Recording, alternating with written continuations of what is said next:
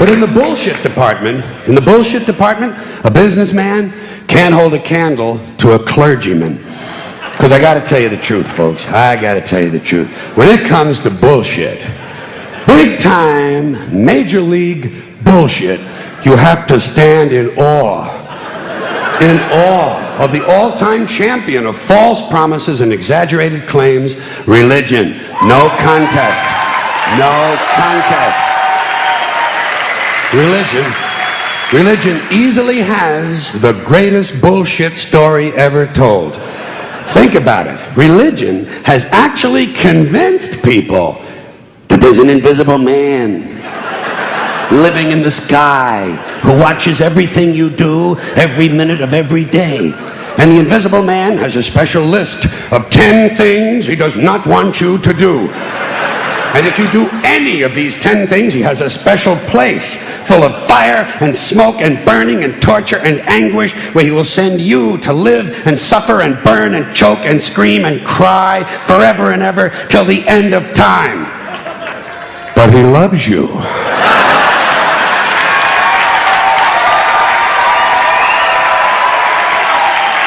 He loves you. He loves you and he needs money. He always needs money. He's all powerful, all perfect, all knowing, and all wise. Somehow, just can't handle money. Religion takes in billions of dollars. They pay no taxes, and they always need a little more. Now, you talk about a good bullshit story. Holy shit.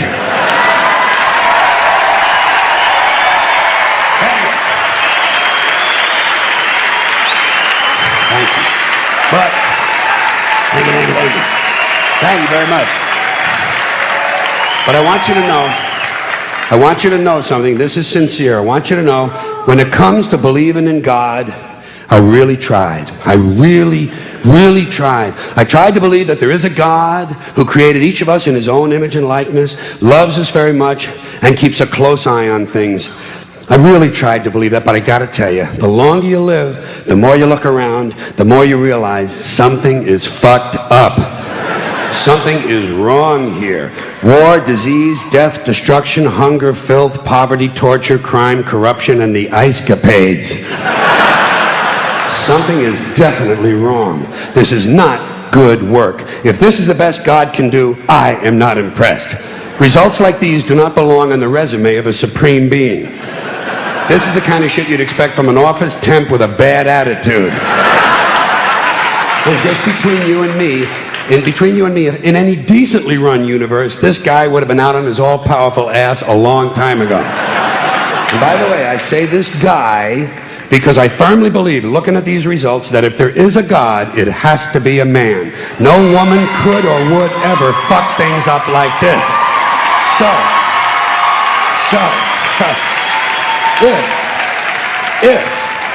If there is a God, if there is, I think most reasonable people might agree that he's at least incompetent and maybe, just maybe, doesn't give a shit.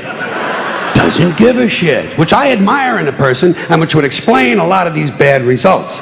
So rather than be just another mindless religious robot, mindlessly and aimlessly and blindly believing that all of this is in the hands of some spooky, incompetent father figure who doesn't give a shit, I decided to look around for something else to worship, something I could really count on. And immediately, I thought of the sun. Happened like that. Overnight, I became a sun worshiper. Well, not overnight. You can't see the sun at night. But first thing the next morning, I became a sun worshiper. Several reasons. First of all, I can see the sun, okay? Yeah. Unlike some other gods I could mention, I can actually see the sun. I'm big on that. If I can see something, I don't know, kind of helps the credibility along, you know?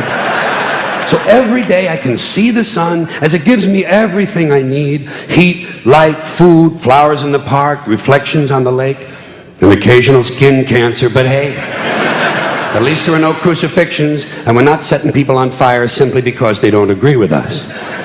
Sun worship is fairly simple. There's no mystery, no miracles, no pageantry, no one asks for money, there are no songs to learn, and we don't have a special building where we all gather once a week to compare clothing. And the best thing about the sun, it never tells me I'm unworthy. Doesn't tell me I'm a bad person who needs to be saved. Hasn't said an unkind word. Treats me fine. So, I worship the sun. But I don't pray to the sun. Know why? I wouldn't presume on our friendship. It's not polite. I've often thought people treat God rather rudely, don't you? Asking trillions and trillions of prayers every day, asking and pleading and begging for favors. Do this, give me that, I need a new car, I want a better job. And most of this praying takes place on Sunday, his day off. It's not nice, and it's no way to treat a friend. But people do pray, and they pray for a lot of different things. You know, your sister needs an operation on her crotch. Your brother was arrested for defecating in a mall. But most of all, you'd really like to fuck that hot little redhead down at the convenience store. You know, the one with the eye patch and the club foot. Huh? Can you pray for that? I think you'd have to. And I say, fine, pray for anything you want. Pray for anything. But what about the divine plan? Remember that? The divine plan. Long time ago, God made a divine plan. Gave it a lot of thought, decided it was a good plan, put it into practice. And for billions and billions of years, the divine plan has been doing just fine. Now you come along and pray for something. Well, suppose the thing you want isn't in God's divine plan. What do you want him to do? Change his plan? Just for you? Doesn't it seem a little arrogant? It's a divine plan. What's the use of being God if every rundown schmuck with a $2 prayer book can come along and fuck up your plan? And here's something else, another problem you might have. Suppose your prayers aren't answered. What do you say? Well, it's God's will. Thy will be done. Fine, but if it's God's will and he's going to do what he wants to anyway, why the fuck bother praying in the first place? Seems like a big waste of time to me. Couldn't you just skip the praying part and go right to his will? It's all very confusing. So to get around a lot of this, I decided to worship the sun. But, as I said, I don't pray to the sun. You know who I pray to? Joe Pesci. Joe Pesci. Joe Pesci. Two reasons. First of all, I think he's a good actor, okay? To me, that counts. Second, he looks like a guy who can get things done. Joe Pesci doesn't fuck around. Doesn't fuck around. In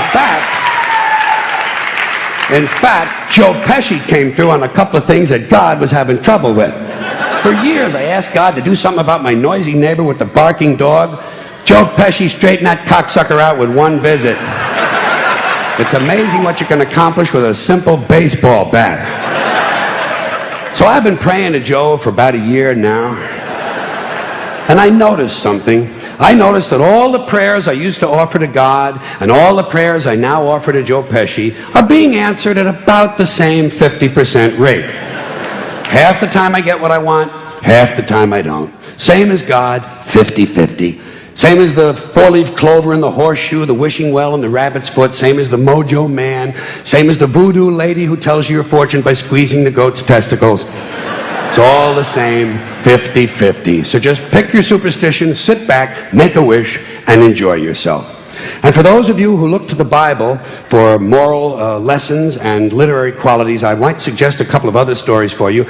You might want to look at The Three Little Pigs. That's a good one. Has a nice, happy ending. I'm sure you'll like that. Then there's Little Red Riding Hood, although it does have that X-rated part where the big bad wolf actually eats the grandmother, which I didn't care for, by the way. And finally, I've often always drawn a great deal of moral comfort from Humpty Dumpty. The part I like the best, all the king's horses and all the king's men couldn't put Humpty Dumpty back together again. That's because there is no Humpty Dumpty and there is no God. None, not one, no God, never was. In fact, I'm gonna put it this way. If there is a God, may he strike this audience dead. See, nothing happened. Nothing happened. Everybody's okay. All right? Tell you what. I'll raise the stakes. I'll raise the stakes a little bit. If there is a God, may he strike me dead. See? Nothing happened. Oh, wait, got a little cramp in my leg. And my balls hurt. Plus, I'm blind. I'm blind. Oh, now I'm okay again. Must have been Joe Pesci, huh? God bless Joe Pesci. Thank you all very much. Joe bless you. Thank you very much. I appreciate it.